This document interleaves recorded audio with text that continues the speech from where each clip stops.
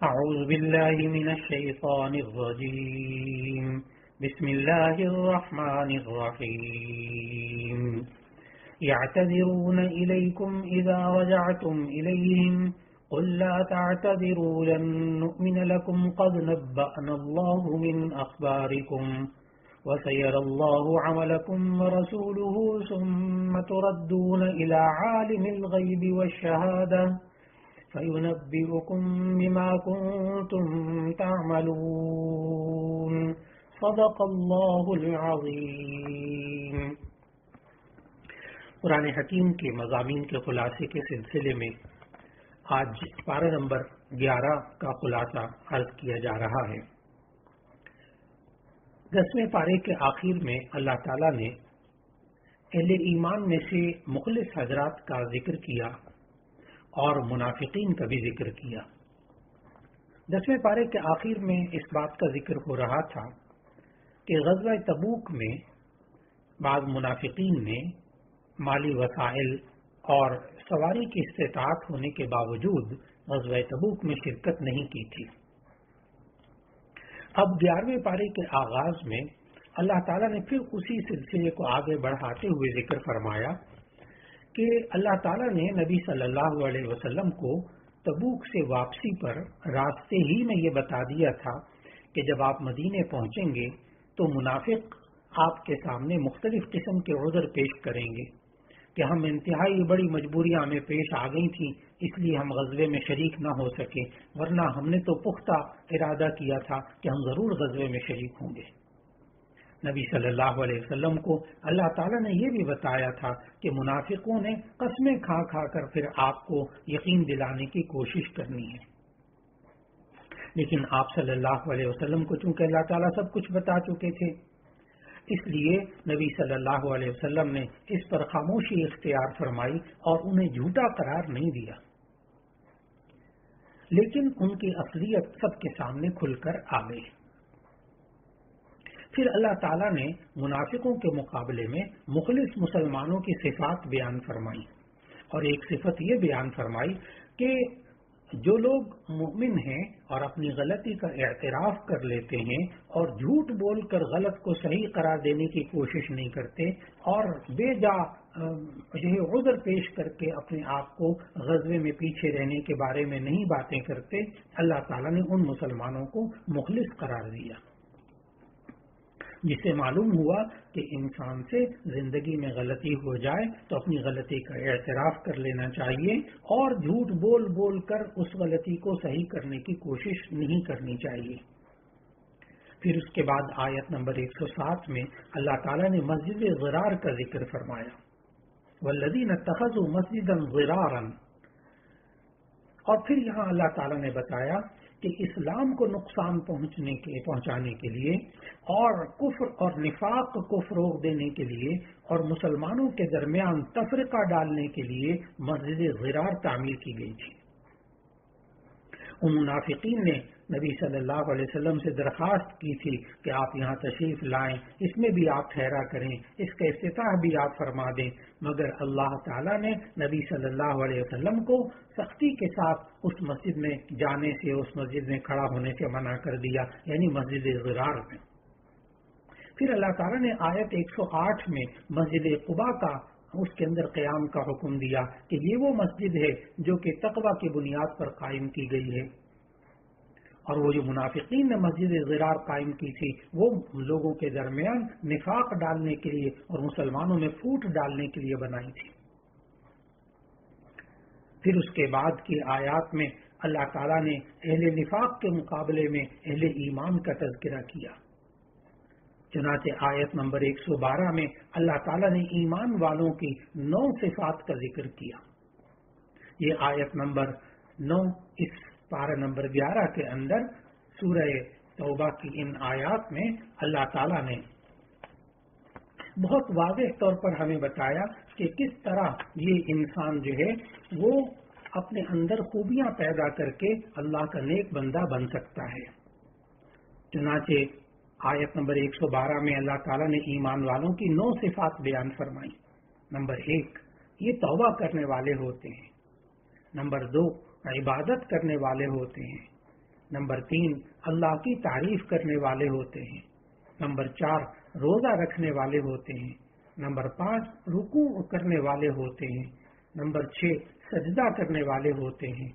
Number 7 نیک کاموں کا حکم دینے والے ہوتے ہیں، نمبر 8 بری باتوں سے روکنے والے ہوتے ہیں، نمبر 9 اللہ نے جو حدیں مقرر کی ہیں ان کی حفاظت کرنے والے ہوتے ہیں۔ ان خوبیوں کو بیان کرنے کے بعد پھر آپ ذہن میں رکھیے گا کہ غزوہ تبوک میں جو لوگ شرکت سے محروم رہ گئے تھے ان میں ایک تو منافقین تھے، انہوں نے جھوٹ بول کر اپنے آپ کو بچانے کی کوشش کی، لیکن ان غزوہ تبوک میں پیچھے رہ جانے والے افراد میں سے سچے مسلمانوں میں سے مخلص مسلمانوں میں سے 3 افراد ایسے تھے جن کے اخلاص اور ایمان میں کسی کو شک نہیں تھا۔ 3 افراد غزوہ تبوک میں پیچھے رہ گئے، ایک حضرت کعب بن مالک رضی اللہ تعالی عنہ، ایک دوسرے حضرت ہلال ابن امیہ رضی اللہ تعالی عنہ، اور تیسرے مرارہ ابن ربیع رضی اللہ تعالی عنہ۔ ان تینوں حضرات نے کوئی عذر پیش نہیں کیا بلکہ صاف صاف اعتراف کر لیا نبی صلی اللہ علیہ وسلم کے سامنے کہ غزوہ تبوک میں شرکت نہ کرنا اس میں سراسر ہماری اپنی غلطی اور سستی کا دخل ہے اور کوئی وجہ نہیں۔ چنانچہ نبی صلی اللہ علیہ وسلم نے ان کے معاملے کو الگ رکھ دیا، اللہ پہ چھوڑ دیا، اور 50 دن تک ان کا بائیکاٹ کیا گیا۔ لیکن پھر اللہ تعالیٰ نے انہیں سچ بولنے کی وجہ سے ایسا نوازا اور ان کی توبہ کی قبولیت کا اعلان اللہ نے بذریعہ وحی کیا۔ یہ بشارت اتنی بڑی تھی کہ خود رسول اللہ صلی اللہ علیہ وسلم نے حضرت کعب بن مالک رضی اللہ تعالیٰ عنہ کو مخاطب کرتے ہوئے فرمایا، جب سے تمہیں تمہاری ماں نے جنا ہے آج سے زیادہ بہتر و مبارک دن تم پر نہیں آیا۔ چنانچہ ان حضرات کی توبہ قبول ہوئی تینوں کی، اور آیت نمبر 117 اور آیت نمبر 118 میں اللہ تعالیٰ نے اسی توبہ کا ذکر کیا ہے۔ پھر اس کے بعد آیت نمبر 119، 120 اور 121 میں اللہ تعالیٰ نے ایمان والوں کو 4 باتوں کی تاکید کی۔ نمبر 1 کہ سب کے لیے لازم ہے، ایمان والوں کے لیے، کہ وہ تقویٰ کو لازم پکڑے رکھیں، ظاہری طور پر بھی اور خفیہ طور پر بھی۔ دوسری تاکید یہ فرمائی کہ وہ لوگ جو نفاق والے ہیں ان سے دور رہتے ہوئے صرف سچوں کی صحبت اختیار کریں۔ اور تیسری یہ تاکید کی ایمان والوں کو اللہ تعالیٰ نے ان آیات میں کہ وہ رزق کی تنگی اور کشادگی میں اللہ کے رسول صلی اللہ علیہ وسلم کے حکم پر کو ترجیح دیتے رہے۔ اور چوتھی بات یہ بتائی کہ یہ تاکید کی اس طرف سے اس بات کے بارے میں کہ ہر قسم کی عبادت اور اطاعت اللہ کی طرف سے اس کا اجر ضرور مل کر رہے گا، اور اللہ کے دین کے لیے جس قدر مشقت اٹھائیں گے یہ اتنا ہی اللہ تعالیٰ اجر و ثواب عطا فرمائے گا۔ پھر اس کے بعد آیت نمبر 122 سے اللہ تعالیٰ نے جہاد کی فضیلت کے بارے میں بتایا اور ساتھ ایک خاص ہدایت عطا فرمائی۔ آیت نمبر 122 میں اللہ تعالیٰ نے بتایا کہ جہاد کی فضیلت اور اہمیت کے باوجود یہ ذہن میں رکھنا چاہیے کہ سب مسلمانوں کو جہاد میں نہیں چلے جانا چاہیے، بلکہ کچھ لوگ نبی صلی اللہ علیہ وسلم کی خدمت میں موجود رہیں تاکہ آپ سے دین سمجھ سکیں۔ یہ آیت نمبر 122 جو ہے اس میں اللہ تعالیٰ نے پوری اسلامی مملکت کی اہمیت سمجھا دی کہ ہر اسلامی مملکت کے اندر مختلف شعبے ہیں اور مختلف شعبوں کے لیے مختلف افراد درکار ہوتے ہیں۔ کچھ افراد کے لیے تو یہ ہے کہ وہ جہاد کے شعبے میں رہیں اور اسلامی سلطنت کی حفاظت بھی کریں، اور اگر اسلامی سلطنت کے خلاف کوئی جنگ کرنے آ جائے تو اس کا مقابلہ کریں، تو ایسی صورت میں ایک فوجی طاقت بھی مکمل ہوگی اور اس کے اندر افراد مخصوص ہوں گے۔ پھر یہ بھی ہمیں سمجھایا کہ کچھ لوگ دین سیکھنے کے لیے ہوں گے، کچھ لوگ دین سکھانے کے لیے ہوں گے، کچھ اس میں عدلیہ بھی ہوگی، عدلیہ سے متعلق بھی لوگ ہوں گے، کچھ اس میں اور دوسری ذمہ داریاں پوری کرنے کے لیے گورنر وغیرہ اور جو حاکم ہیں اور جو سب کے مسلمانوں کے حقوق ادا کرنے کا نظم کرتے ہیں، انتظام کرتے ہیں، کچھ لوگ ان میں بھی ہوں گے، کچھ منتظمین بھی ہوں گے۔ پھر اس کے بعد اللہ تعالیٰ نے آیت نمبر 123 میں اللہ تعالیٰ نے سمجھایا کہ جہاد کا ایک اہم اصول اللہ تعالیٰ نے پھر ایک سکھایا کہ سب سے پہلے جو قریب ترین کفار ہیں ان سے جہاد کریں اور پھر اس دائرے کو وسیع کیا جائے. پھر اس کے بعد سورہ توبہ کی آخری آیات میں دوبارہ منافقین کی مذمت اللہ تعالیٰ نے بیان فرمائی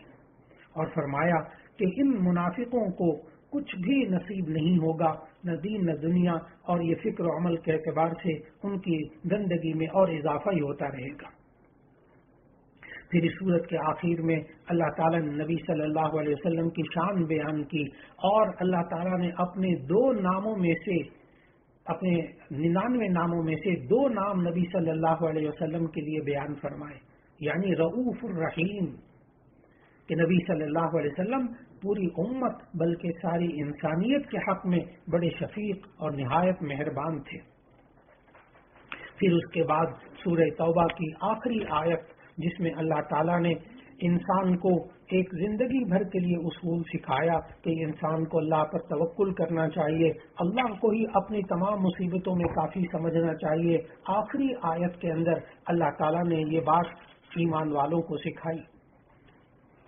کہ جب حالات ایسے آ جائیں تو تم یہ کہا کرو حسبی اللہ لا الہ الا ہو علیہ توکلت وہو رب العرش العظیم. سنن ابی داؤد میں حضرت ابو الدرداء رضی اللہ تعالی عنہ سے سورہ توبہ کی اس آخری آیت کے بارے میں ایک فضیلت آئی جو بڑے غور سے ذہن میں رکھنی چاہیے کہ نبی صلی اللہ علیہ وسلم نے فرمایا کہ جو شخص 7 مرتبہ صبح اور شام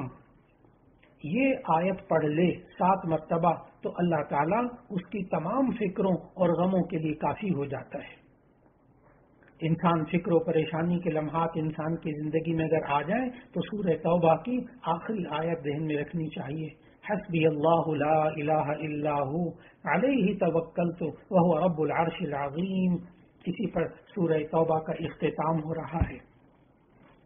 اس کے بعد سورہ یونس کا آغاز ہوتا ہے. سورہ یونس یہ ترتیب توقیفی کے اعتبار سے 10ویں سورت ہے قرآن مجید میں اور اس کا ترتیب نزولی نمبر 51 ہے. سورہ یونس مکی سورت ہے. اس میں کل 109 آیات ہیں اور 11 رکوع ہیں.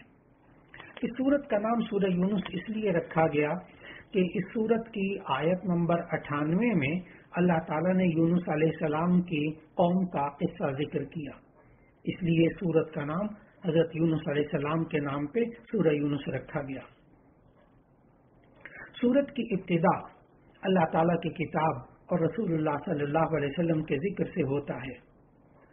اللہ تعالیٰ نے سورہ یونس کے آغاز میں بتایا کہ نبی صلی اللہ علیہ وسلم کی نبوت اور رسالت کے سے کسی کو تعجب نہیں ہونا چاہیے. اللہ تعالیٰ ہر امت میں کوئی نہ کوئی رسول بھیجتا رہتا ہے. پھر اس کے بعد کی آیات میں جیسے کہ آیت نمبر 6 میں اللہ تعالیٰ نے اپنی ربوبیت، الوہیت اور عبودیت کو ذکر کیا کہ رب بھی وہی ہے، الہ بھی وہی ہے، عبادت بھی اسی کی کرنی چاہیے. اور پھر جو رب ہے اور خالق ہے وہی معبود بننے کے قابل ہے. پھر آیت نمبر 7 میں اللہ تعالیٰ نے انسانوں کے 2 گروہوں کا ذکر کیا کہ اللہ تعالیٰ کے جتنے بھی نظام ہے کائنات کا اور جتنی قدرت کے مناظر ہیں ان سب کو دیکھ کر انسان 2 حصوں میں تقسیم ہو جاتے ہیں، 2 گروہوں میں بٹ جاتے ہیں. ایک گروہ ہے جھٹلانے والا اللہ کے احکام، اس کے نظام، اس کی قدرت کی تکذیب کرنے والے، اور دوسرے گروہ کے لوگ ہیں جو کہ اس کی تصدیق کرنے والے ہوتے ہیں، اس کو ماننے والے ہوتے ہیں. اللہ تعالیٰ نے ان آیت نمبر 7 میں بتایا کہ جو اللہ کے احکام، اللہ کی قدرت کی تکذیب کرنے والے ہوتے ہیں ان کا انجام جہنم کی آگ ہے، اور جو تصدیق کرنے والے ہوتے ہیں ان کا انجام ہمیشہ کے باغات ہے جنت کی صورت میں. اور پھر اللہ تعالیٰ نے آیت نمبر 11 میں بتایا کہ آخر یہ جھٹلاتا انسان کیوں ہے، اللہ کی تکذیب کیوں کرتا ہے، اللہ کے احکام کو کیوں جھٹلاتا ہے. اللہ تعالیٰ نے اس کی بڑی وجہ یہ بتائی کہ انسان کی فطرت میں جلد بازی ہے. یہاں تک کہ بعض اوقات انسان اپنے لیے اپنی اولاد کے لیے عذاب اور ہلاکت کی دعائیں مانگنے لگتا ہے کہ یہ تھوڑی سی باتوں کی وجہ سے بہت جلدی پریشان ہو جاتا ہے۔ پھر اللہ تعالیٰ نے ان قرآن حکیم کو جھٹلانے والے، ان کا مذاق اڑانے والے اور نبی صلی اللہ علیہ وسلم کا مذاق اڑانے والے، ان کے بارے میں تذکرہ کیا اور ان کی ہلاکت کا تذکرہ کیا، اور پھر یہ بات بتائی کہ وہ لوگ کہ جو نبی صلی اللہ علیہ وسلم کے قرآن کے بارے میں اور آپ کی ذات مقدس کے بارے میں جو یہ لوگ مذاق اڑاتے تھے کہ کوئی اور دوسرا قرآن لے آئیں یا اسی قرآن میں کچھ تبدیلیاں کر دیں۔ چنانچہ اللہ تعالیٰ نے ان آیات میں ان لوگوں سے ایک بات کہی جو اللہ تعالیٰ نے خود سکھائی۔ نبی صلی اللہ علیہ وسلم نے فرمایا کہ قرآن حکیم میں تبدیلی کرنے کا مجھے تو اختیار نہیں ہے، میں تو اللہ کی وحی کا پابند ہوں۔ کیا تم سمجھتے ہو کہ میں نے یہ کلام قرآن خود بنا کر اللہ کی طرف منسوب کیا ہے؟ پھر اس کے بعد نبی صلی اللہ علیہ وسلم نے فرمایا قد لبثت فیکم من عمری، میں نے اپنی زندگی کے 40 سال تمہارے درمیان گزارے ہیں، تم نے کبھی مجھے جھوٹ بولتے ہوئے سنا یا کسی سے کچھ سیکھتے ہوئے دیکھا؟ یا میں پھر کیوں لگاتار زندگی میں جب کبھی جھوٹ نہیں بولا، کیا میں اللہ کے بارے میں جھوٹ بولنا شروع کر دوں گا؟ چنانچہ آپ جب تاریخ کا مطالعہ کرتے ہیں، سیرت طیبہ کا مطالعہ کرتے ہیں، تو معلوم ہوا کہ سب کے سب لوگ نبی صلی اللہ علیہ وسلم کو صادق اور امین کہتے تھے، سچا اور امانت دار کہتے تھے۔ پھر اس کے بعد اللہ تعالیٰ نے اگلی آیات میں مشرکین کی بت پرستی اور توحید کے دلائل کو ذکر کیا کہ سختی اور مصیبت کے وقت بڑے سے بڑے مشرک بھی جھوٹے معبودوں کو بھول کر اللہ کی عبادت اور اللہ کو پکارنے پر مجبور ہو جاتے ہیں۔ اور پھر اس کے بعد انسان کی نفسیاتی کیفیت اللہ نے ذکر فرمائی سورہ یونس کی آیت نمبر 22 میں اور 23 میں کہ اس انسان پر کبھی مشکل حالات آتے ہیں، کبھی انسان پر اچھے حالات آتے ہیں، لیکن انسان کا ایک خاص مزاج ہے، اور وہ مزاج اللہ تعالیٰ نے آیت نمبر 22 اور 23 میں ذکر فرمایا کہ جب انسان مشکل حالات میں آتا ہے، موجوں میں پھنستا ہے، دریاؤں میں سفر کرتے ہوئے مشکلات میں پھنستا ہے، زندگی گزارتے ہوئے کبھی مشکلات میں پھنستا ہے، تو اس انسان کا عجیب مزاج ہے، دعوا اللہ مخلصین لہ الدین، پھر اللہ کو پکارتا ہے، اللہ سے خوب دعائیں مانگتا ہے۔ لیکن اللہ نے پھر اس کا مزاج بتایا انسان کا کہ فلما انجاہم اذا ہم یبغون فی الارض بغیر الحق، کہ جب ہم ان کو نجات دے دیتے ہیں پھر یہ زمین میں سرکشی کرنے لگتے ہیں، اللہ کے احکام کی خلاف ورزی کرنے لگتے ہیں۔ پھر آیت نمبر 32 میں اللہ تعالیٰ نے نبی صلی اللہ علیہ وسلم سے فرمایا کہ ان لوگوں سے ذرا کہہ تو دیں کہ تمہیں آسمان اور زمین میں سے رزق کون دیتا ہے، تمہارے کانوں اور آنکھوں کا مالک کون ہے، بے جان سے جاندار کو اور جاندار سے بے جان کو کون پیدا کرتا ہے، کیا تم اللہ سے نہیں ڈرتے؟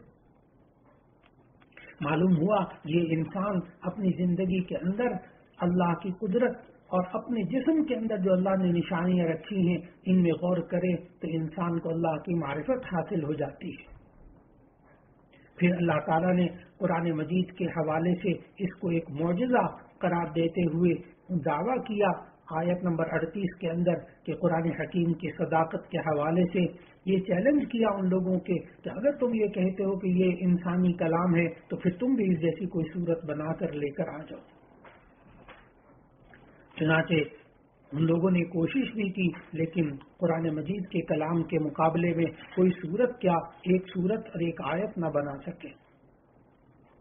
پھر آیت نمبر 39 میں اللہ تعالیٰ نے وجہ بھی بتائی اس جھٹلانے کی، فرمایا اللہ تعالیٰ نے آیت نمبر 39 میں کہ انسان کی طبیعت ہی ایسی ہوتی ہے کہ جس چیز سے جاہل ہوتا ہے اور اس کی حقیقت نہیں سمجھ پاتا تو سرے سے اس کا انکار کر دیتا ہے۔ پھر اللہ تعالیٰ نے آیت 44 میں فرمایا کہ ان اللہ لا یظلم الناس شیئا، اللہ تعالیٰ کبھی لوگوں پر ظلم نہیں کرتا۔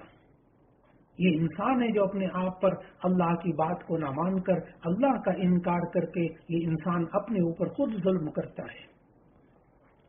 پھر اس کے بعد کی آیت نمبر 57 میں اللہ تعالیٰ نے قرآن حکیم کی اعلیٰ صفات کو بیان کیا۔ آیت نمبر 57 میں اللہ تعالیٰ نے قرآن حکیم کی خوبیوں کو بتاتے ہوئے فرمایا، اے لوگوں، تمہارے پاس تمہارے رب کی نصیحت نازل کی گئی ہے جو دلوں کی بیماری کی شفا ہے اور ایمان والوں کے لیے ہدایت اور رحمت ہے۔ یہ کتاب اللہ کے فضل اور اس کی رحمت سے نازل ہوئی ہے۔ لوگوں کو چاہیے کہ وہ اس سے خوش ہوں، اور یہ دنیا کا مال و دولت اس سب سے کہیں بہتر نہیں ہو سکتا جو کہ اللہ نے قرآن دیا ہے۔ پھر اس کے بعد اللہ تعالیٰ نے نصیحت کے 3 قصوں کا ذکر کیا،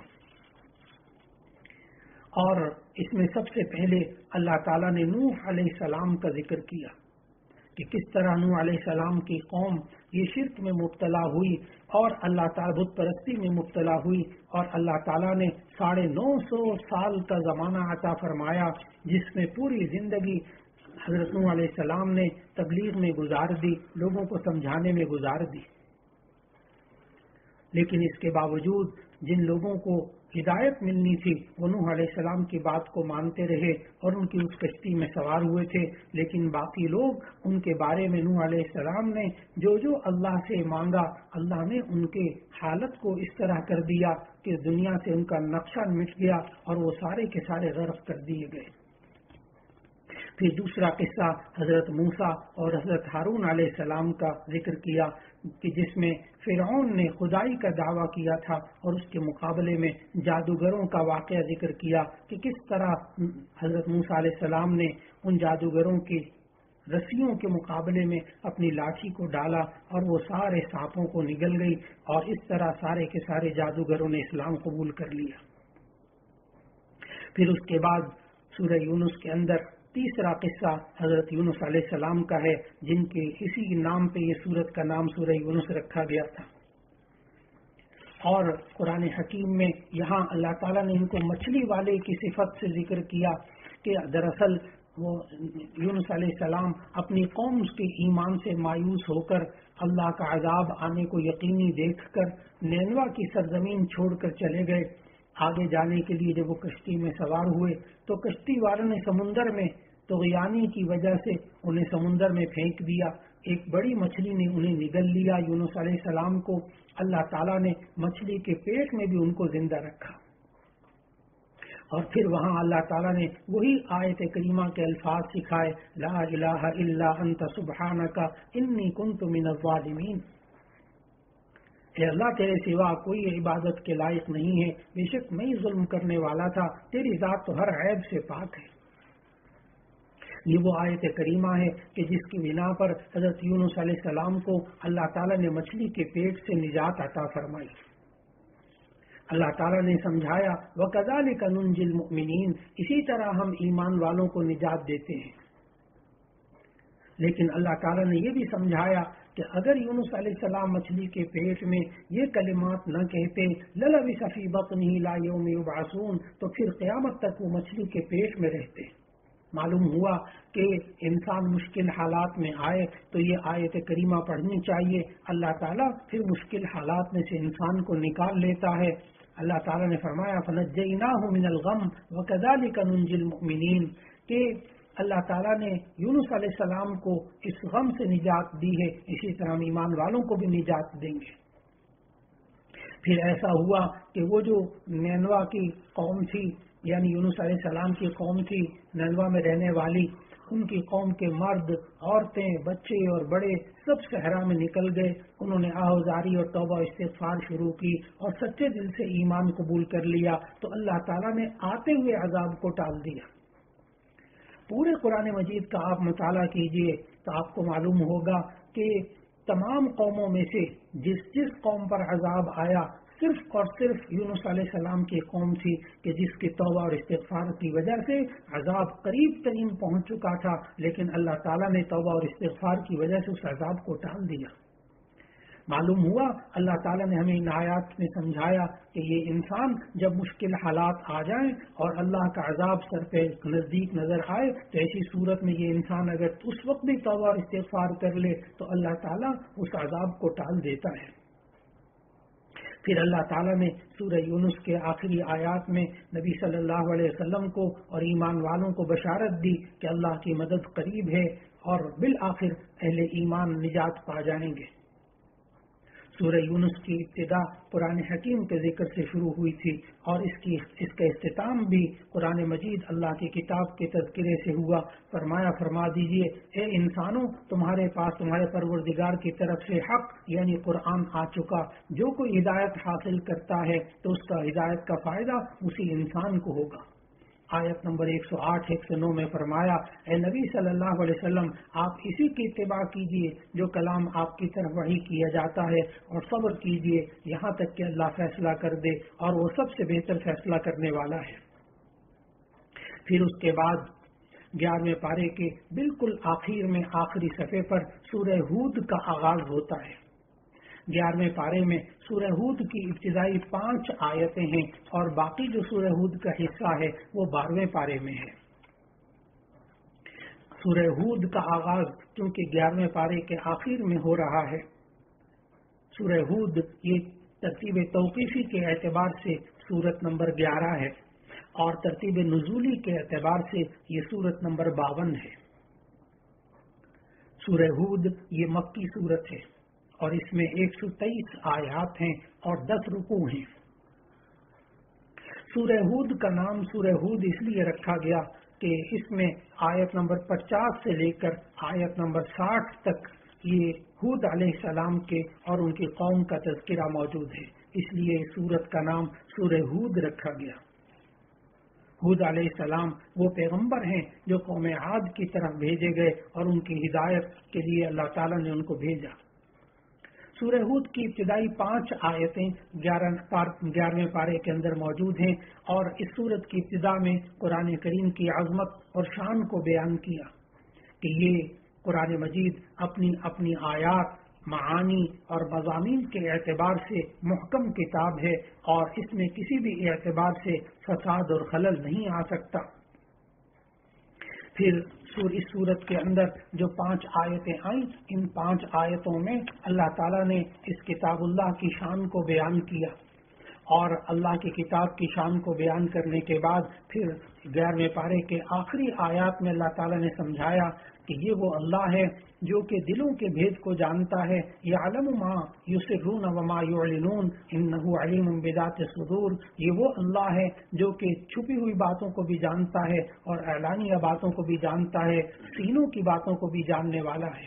اس لیے انسان کو اپنے ظاہر اور باطن ہر طرح کو اللہ کے حکم کے مطابق بنانا چاہیے۔